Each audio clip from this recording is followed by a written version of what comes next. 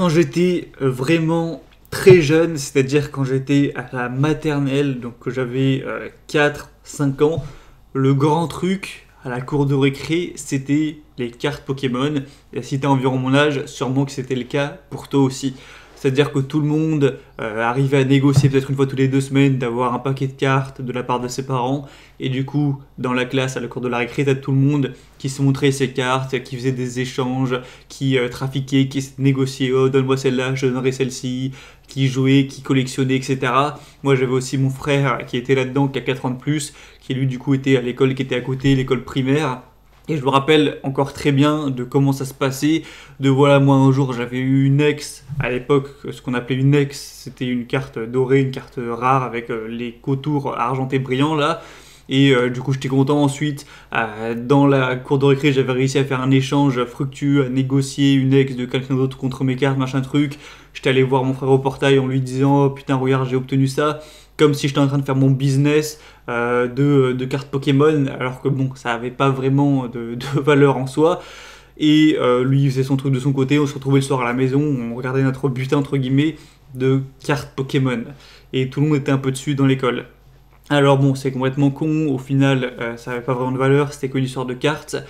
Et on pourrait prendre l'exemple aussi quand j'avais plutôt 12-13 ans et que j'étais à fond sur une application à l'époque, un jeu mobile qui s'appelait Clash de Château. Alors en gros, pour le faire très simple, c'était un équivalent de Clash of Clans, c'était presque une copie conforme, donc tu peux penser à Clash of Clans, c'est presque la même chose, où là tu dois construire ta base, tu mets tes mines, tranquille, tu les protèges autour de tes murs, tu mets des petits soldats pour protéger, tu crées ton hôtel de ville, tu augmentes au fil des jours, des mois, ton village, tu combats les autres, tu augmentes, tu accapares des ressources.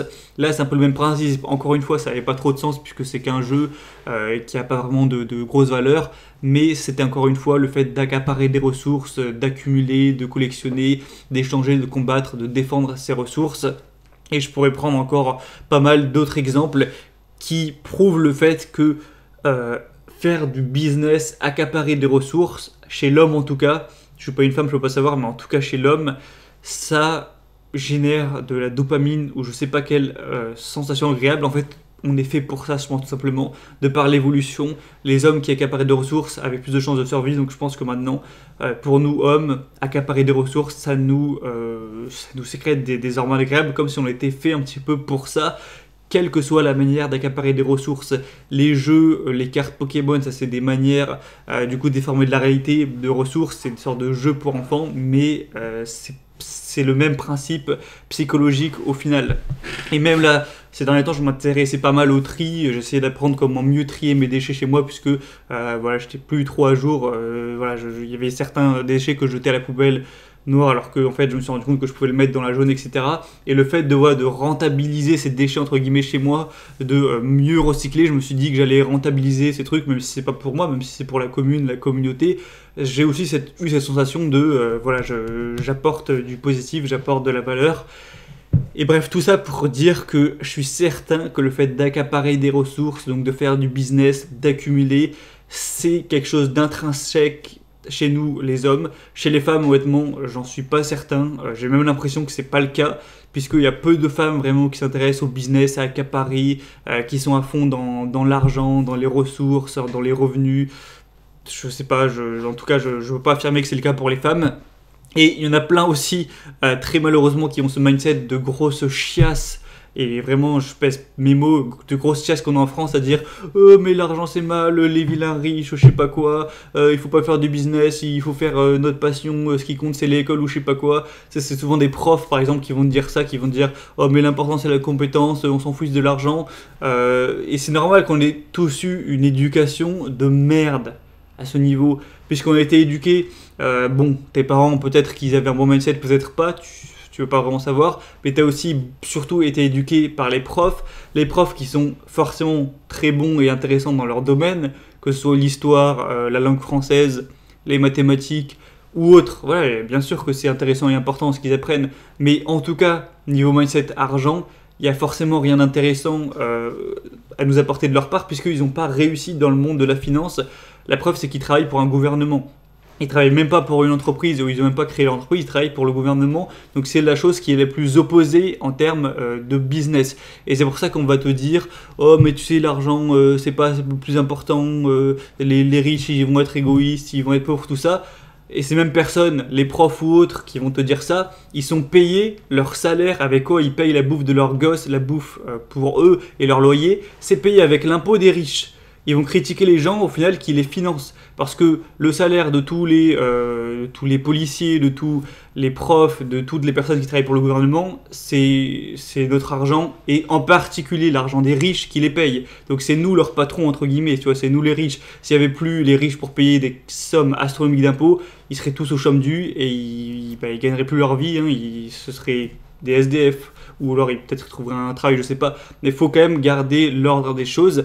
Donc non, l'argent c'est pas sale, l'argent ça a rien de sale, les riches non plus, c'est les riches qui financent les profs qui te racontent ces conneries, donc faut arrêter. L'argent au contraire c'est la chose la plus juste qu'il existe dans ce monde, dans le sens où c'est de la pure méritocratie. Tu crées un produit ou un service qui est merdique ou dont tout le monde s'en bat les couilles, tu gagneras zéro parce que t'as pas apporté de valeur. Et c'est pas une question d'avoir travaillé dur ou pas. Si tu travailles dur pour créer de la merde, tu gagneras zéro. Alors que si tu te foules pas trop mais que tu apportes un truc qui est utile pour les gens, donc que tu aides grandement une catégorie de la population, ou alors que tu aides grandement des entreprises, bref, que tu aides une personne ou un groupe de personnes ou une entreprise ou un groupe d'entreprises, eh bien forcément en fait les gens sont pas cons. Quand tu achètes quelque chose, c'est toujours... Si tu es une personne un minimum saine d'esprit et rationnelle, c'est toujours que ça t'apporte plus de valeur que ce que tu vas en débourser en termes d'euros. Si moi demain j'achète un livre 15 euros, c'est que je suis convaincu, ou en tout cas j'ai espoir que ce que va m'apporter le livre aura une valeur qui est supérieure à 15 euros. Si je me dis ce livre c'est de la grosse merde, ça va m'apporter une valeur à 50 centimes, je vais jamais payer un livre à 15 euros, tu vois ce que je veux dire?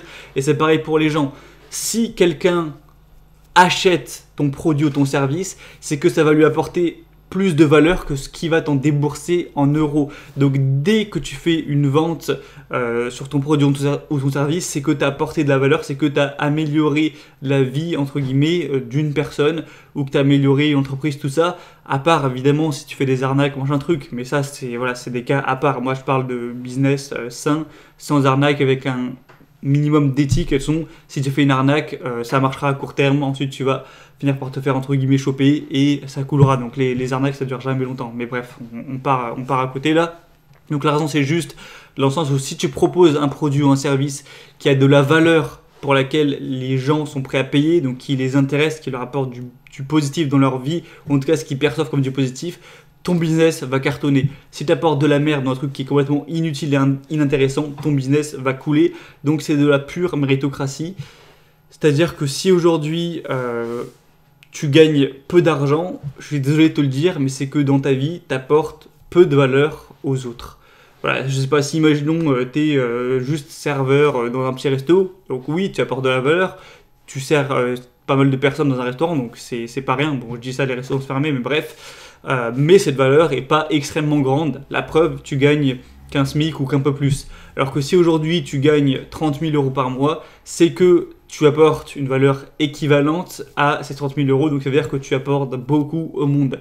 Les patrons du CAC 40 qui vont être critiqués à dire que c'est des machiavéliques riches ou je sais pas quoi, ils ont parfois fondé des entreprises qui emploient des milliers de personnes en France et à travers le monde. Donc c'est grâce à eux que des milliers de personnes déjà ont un travail. Si leur business a autant cartonné, c'est que des milliers, voire des millions de personnes ont considéré que le produit ou service apportait plus de valeur que ce qu'ils ont demandé en euros. Et en plus de ça, ils vont payer des sommes astronomiques d'impôts. Ce qui va financer tout en fait, hein. Les gens qui sont au chômage dû, les gens qui sont au RSA, les étudiants en bourse, les facultés, les lycées, les salaires des profs, les salaires des policiers, des pompiers, tout ce qui est tout ce qui est énergie, les communes. Bref, moi je te dis ça parce que je suis en train de payer de plus en plus d'impôts. J'arrive à un stade où je suis pas très loin de payer la moitié de ce que je gagne en impôts. Et je le sais, c'est la France, c'est un des pays les plus taxés au monde. Et du coup, d'un sens, ça me fait chier, tu vois, de débourser autant d'argent pour les impôts, alors que j'ai entre guillemets travaillé dur pour avoir l'argent. Mais je me dis que je suis un bon samaritain, comme si je donnais une œuvre caritative, sauf que l'œuvre caritative, c'est le pays de la France. et les profs qui, entre guillemets, me critiquaient quand j'avais 17 ans parce que j'avais autre chose à faire que réviser les cours, que je m'intéressais à des choses que moi je considérais comme plus importantes, qui me faisaient la leçon. Aujourd'hui, je pense qu'ils sont bien contents que les personnes comme moi, donc qui payent plus de 2 à 3 000 euros et parfois beaucoup plus d'euros par mois d'impôts, c'est nous qui finançons leur salaire, leur train de vie, tu vois. Bref, donc j'ai un seul message à te faire passer pour conclure cette vidéo, c'est écoute pas toutes les conneries qu'on peut te dire qui sont tirées de la religion ou des gens qui connaissent rien en argent ou qui sont pourris en argent, tout ça. L'argent, c'est extrêmement sain si t'en gagnes. Plus t'en gagnes, plus tu seras sain. Les personnes comme Elon Musk qui ont fondé des putains d'entreprises, des empires à des milliards, qui vont faire des emplois à des centaines de milliers de personnes, qui ont payé des milliards d'impôts. C'est les gens comme ça qui font tourner le monde et qui permettent à tellement de gens d'avoir un endroit sec pour dormir, de la bouffe, tout ça. C'est des personnes qui ont apporté énormément de positif. Donc fais du business, fais du business, fais du business. Même si tu dois commencer tout petit, c'est pas grave. Même si tu dois commencer par, je sais pas, tu sais te servir d'un appareil photo, tu fais des petits shootings pour des gens pour quelques dizaines d'euros, c'est bien. Si tu sais faire un peu de montage vidéo, que tu fais du montage vidéo pour des gens ou quoi, je sais pas, c'est bien. Si t'es bon dans un instrument, que tu sais faire du piano, que tu donnes des petits cours de piano à des enfants ou même à des adultes, c'est bien. Même si je sais pas, tu vas tondre la pelouse de tes voisins dans ton quartier, etc., contre un peu d'argent, c'est bien. Même si tu commences par des tout petits trucs qui vont au final même pas te faire gagner beaucoup plus qu'en étant salarié, c'est bien parce que tu crées ton propre truc. Et tu vas peut-être te dire que le monde professionnel, l'argent, ça te saoule parce que tu as été seulement salarié. Et quand tu es salarié, tu travailles, mais pour le compte de quelqu'un d'autre, pour les propriétaires de l'entreprise. Donc, ça te tire pas vraiment de bénéfices pour toi. On te paye juste ce qu'il faut pour que tu restes. Alors que quand tu verras que quand tu feras ton propre business, tes efforts, ou en tout cas la valeur que tu vas apporter toi-même va être corrélée à ce que ça va te rapporter à toi en revenu. C'est-à-dire, je me défonce, je vais avoir un revenu conséquent et je suis le flemmard, genre un revenu de merde, contrairement à quand tu es salarié où tu t'en branles pas une ou tu te défonces, au final tu auras un salaire à peu près similaire. Parce que je pense qu'il y a des problèmes de management au niveau des salariés. Il faudrait faire participer les salariés, leur donner un pourcentage du capital de la boîte pour qu'ils soient vraiment motivés. Mais bref, voilà, ce serait encore un autre sujet. Donc fais du business, quel qu'il soit, tente au moins des choses. Il y en a plein qui vont dire « Oh alors moi voilà, je finis le bac, ensuite je fais un petit BTS, ensuite je vais aller en école de commerce et quand j'aurai fini l'école de commerce, eh bien j'aurai assez de connaissances pour créer une entreprise. » Mais non, ça marche pas comme ça. C'est comme si je te disais « Alors moi je vais faire un doctorat du coup en cyclisme et une fois que j'aurai mon doctorat, je vais acheter un vélo et je vais commencer à en faire. » Non, tu vas apprendre à faire du vélo, il n'y a pas 10 000 solutions, tu fous ton cul sur la selle et tu commences à faire du vélo, tu te pètes la gueule 2-3 fois et tu sauras en faire. Tu veux savoir faire du business, c'est bien de faire de la théorie, ça va t'apprendre sûrement des choses, mais au bout d'un moment, va falloir le faire. Tu commences à lancer des trucs, même des petits business de balles, des trucs, voilà, comme je t'ai dit, même si c'est ton de la pelouse, donner des cours de guitare. Moi, je l'ai fait, donner des cours de guitare pour 3 francs 6 sous, c'est pas grave. Apporter des micro-services à des gens, à des entreprises, voilà, faire des petits trucs, créer ta mini-boîte de services à l'entreprise, quoi que ce soit. Dès que tu commences à faire du petit business, tu commences à apprendre comment ça marche, tu commences peut-être à apprécier ça, à mettre un pied dedans, à te foirer, à apprendre des choses. Et c'est là que tu vas pouvoir commencer à entrer dans l'engrenage, à faire des choses peut-être plus sérieuses et à pouvoir faire des business plus ambitieux qui apportent plus de valeur et à réussir. Et si on était vraiment un pays de personnes qui avaient tous ce mindset, donc à entreprendre, à faire du business, à vouloir apporter de la valeur et pas cette mentalité de merde qu'on t'a inculquée à l'école, crois-moi que la France, ce serait un pays beaucoup plus puissant, beaucoup plus riche, beaucoup plus prospère. Depuis quelques dizaines d'années, on est en train de dégringoler dans le classement. Eh bien, si tout le monde changeait d'esprit, si tout le monde changeait de mindset, et c'est à très petite échelle ce que j'essaie de faire à travers mes vidéos, si je peux ne serait-ce qu'influencer 300 personnes, c'est déjà très bien. Plus les gens seront dans l'optique optimiste, à vouloir faire du business, à vouloir apporter de la valeur plutôt qu'être les flemmards qui demandent leur RSA ou leur chôme de merde, la France serait un pays meilleur, tout simplement. Et si jamais tu fais du business et que je sais pas, tu vois que c'est pas fait pour toi, que tu te foires complètement et qu'au pire, tant pis, tu restes salarié, ce sera pas la fin du monde, au pire tu auras essayé et rien ne t'empêche de faire une activité propre à toi, donc business, à côté d'un emploi salarié, voilà, sur ton temps libre. Ce serait un sujet dont on pourrait en parler longtemps. De toute façon, je tends à parler de plus en plus de tout ce qui est business, argent, apporter de la valeur, parce que pour moi, ça a un sens que je trouve assez profond, surtout dans le pays dans lequel on est. Donc on en reparlera sûrement de plus en plus au fil des mois, des années. J'espère que tu trouves ça intéressant. Et je sais très bien qu'il y en a qui suivent les vidéos qui disent « Oh, l'argent, le démon, l'argent, c'est le diable ou je sais pas quoi, l'argent, c'est mauvais. » Moi, ma théorie par rapport à ces gens-là, c'est que c'est des gens qui ont un ego surdimensionné, donc qui pensent être des personnes de valeur, mais ils se sont rendus compte que dans la vraie vie, dans le monde du travail, c'était entre guillemets des merdes, où ils gagnaient pas beaucoup d'argent, ils avaient qu'un petit job pourri, ou s'ils ont essayé de faire du business, soit ils ont pas eu les couilles, soit ça a pas du tout marché. Mais du coup, en fait, s'ils assumaient leurs valeurs, ça casserait leur ego surdimensionné. Donc ils préfèrent de dire « Oh non mais en fait l'argent c'est de la merde, c'est pourri et tout », au moins ça protège leur ego. Alors que si voilà, ils assumaient l'argent, c'est plus tu gagnes d'argent, plus tu apportes de valeur, ah ben en fait je me rends compte que je suis une merde, mais ça va pas puisque j'ai un ego moi qui est extrêmement gros, et du coup ils préfèrent se dire, pour se conforter dans leur ego, qui pensent à des personnes intelligentes et de valeur, à se dire oh non mais l'argent c'est pourri. Enfin bref, si tu vois des gens comme ça, maintenant je pense que je vais même plus leur répondre en commentaire, les gens qui font l'argent c'est mal, allez vous faire foutre, vous êtes des gens qui vivez avec souvent des aides que les riches payent pour vous, donc le RSA, donc vous êtes des assistés, vous êtes bien content d'avoir votre chôme dû, donc l'argent c'est mal, gagnez le vôtre au lieu de vous plaindre de celui que vous êtes bien content d'avoir à la fin du mois. Allez, à très vite. Et petit aparté, je viens de m'en rappeler, si t'es pas encore abonné à la liste email, là dimanche, donc dans quelques jours, on va parler dans l'email de moi ce que je pense, les conseils que j'ai apportés pour trouver sa voie professionnelle. Donc si tu sais pas trop ce que tu veux faire de ta vie, je vais te donner moi ce que j'en ai tiré, parce que c'est forcément une question que je me suis beaucoup posée à l'époque. Donc si tu veux recevoir cet email, inscris-toi maintenant, et en plus tu auras tous les emails tous les dimanches qui sortiront. Donc voilà, tu rates quelque chose si jamais c'est pas encore fait, c'est complètement gratuit. Donc passe par le premier lien dans la description, rentre ton prénom et ton adresse email, et ça t'apportera un coup de boost, un coup de valeur, du bonus tous les dimanches pour te booster dans ton ascension.